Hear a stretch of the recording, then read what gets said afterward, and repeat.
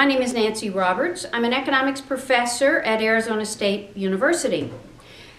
Today's discussion is going to begin to try and understand costs, because we've had a lengthy explanation of demand. Now we're trying to understand supply. We're putting on our producer hat trying to understand supply.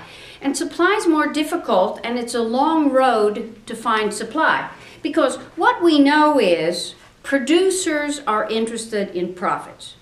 Well, you can't see profits until you compare revenues with costs. And you can't understand costs unless you understand production. Now, we've recently just done several videos talking about production. What I want to do today is extend that discussion of production to include costs.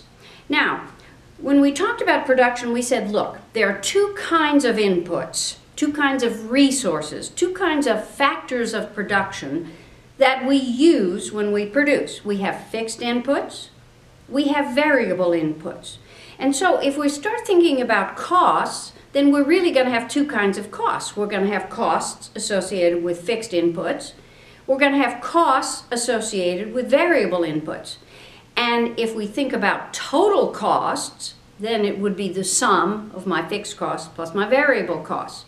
Now, what I have here, I'm going to start a chart of costs. But before I start filling in this chart with costs, I want to talk for a minute about fixed costs. For example, if I'm a producer and I'm going to produce cotton, my fixed input would be the acreage that I'm using to grow cotton. And that acreage would have a cost associated with it. Let's just say it's $100. $100 per time period. So I sign a contract with the landowner. We agree that I will pay him $100 per time period to lease these 500 acres, 200 acres, whatever I'm leasing. And as long as I have a fixed contract and a fixed factor of production in place, then what we say is that we're in the short run. We're operating in the short run.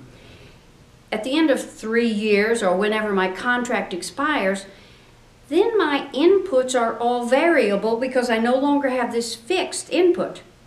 If I like, I can renegotiate the fixed input, or I can say, I'm not going to grow cotton anymore, I'm out. But at any rate, what you have to understand is that in the period where we have no fixed inputs, we call that the long run, or the planning period, when we can expand, contract, get out, we can do what we want. So if we assume that my fixed input costs $100, then let's just draw a picture of what that would look like. If I have output down here, bales of cotton or whatever, I'm producing widgets. We often produce widgets. This is my output down here. So this is 1 unit, 2 units, 3, 4. And these are going to be my costs. Now, if I have a fixed input that costs $100, then if I put $100 right there, the way fixed inputs look is, if I produce 1 widget, my fixed costs are $100. If I produce 2 widgets, my fixed costs haven't changed. They're still $100. If I produce 6 widgets, my fixed costs are still $100. So fixed costs look like that. Total fixed costs. They don't change. We say fixed costs are not a function of output. If I produce nothing, I owe $100.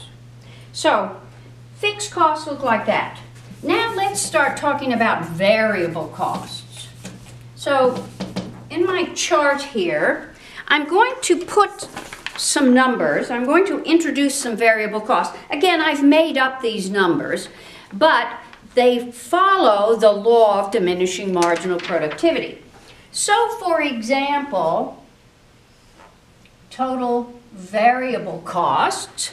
These are the costs of my variable input. So if I'm growing cotton, my variable inputs would be water and cottonseed and labor. If I'm producing widgets, I need plastic and a widget machine and labor. Who knows what I need? So here I'm going to put my total variable costs. Look, if I don't produce anything, if I say, okay, I'm not producing anything, then I'm not going to hire labor to run my widget machine. I'm not going to buy plastic to make the widgets. I'm not going to turn the widget machine on, which is going to cost me electricity. So I won't have any variable costs if I don't produce. I'll still have fixed costs, but I won't have variable costs. So my total variable cost would be 0.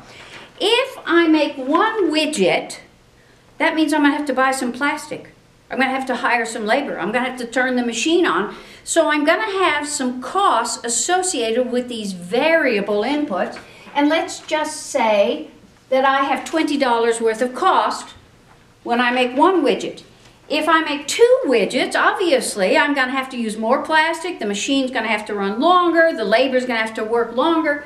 So my variable costs are going to go up. So I'm just going to fill in this chart with that notion in mind. 38 if I make 2. If I make 3 widgets, my costs are 51.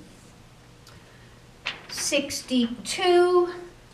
75. 6 is 95. 118. 145, 177, and 215. Okay, so it's clear the more widgets I make, the more plastic I have to use, the longer the machine has to run, the longer labor has to work, and so my variable costs just go up the more widgets I produce. And in fact, these are my variable costs. Now, if I want a column for my total costs, because if I'm a producer, I'm interested in what my total costs are. So my total costs are going to consist of my variable costs and my fixed costs. And remember, my fixed costs were $100. They were $100 if I produce nothing, or they were $100 if I produce 6, or if I produce 9. So my total costs are just going to be this number plus 100. And we don't need to fill all that in, but this would be 120, 138, 151, and so on. If we add together our total variable costs and our total fixed costs, we are going to get these numbers, but just $100 higher. And in fact, if we graph our fixed costs, they're going to look like this. And if we graph our total costs, they're going to look like this. In other words, even when I produce 0, I have a $100 cost. And of course, as we talked about when we did production, we said, look, we're not really interested in this portion of our cost curve, because what this is saying is, my costs are going higher, but my output is decreasing. So we're not really interested in this backward bending portion of our total cost curve. So, if I'm a producer, what I know is to maximize profits, I need to compare my total revenues with my total costs. Revenues are going to be a separate discussion, because we have to finish looking at all of our per unit cost curves before we move on to revenues. What I have here are total cost curves. Total fixed cost, total variable costs, and then added together total costs. So what I want to do now is look at some per unit curves, which means when we talk about per unit, we're talking about marginal costs and average costs.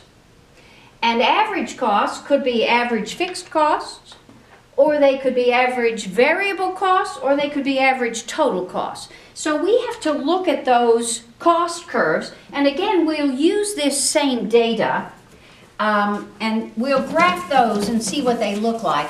But we'll do that in our next video.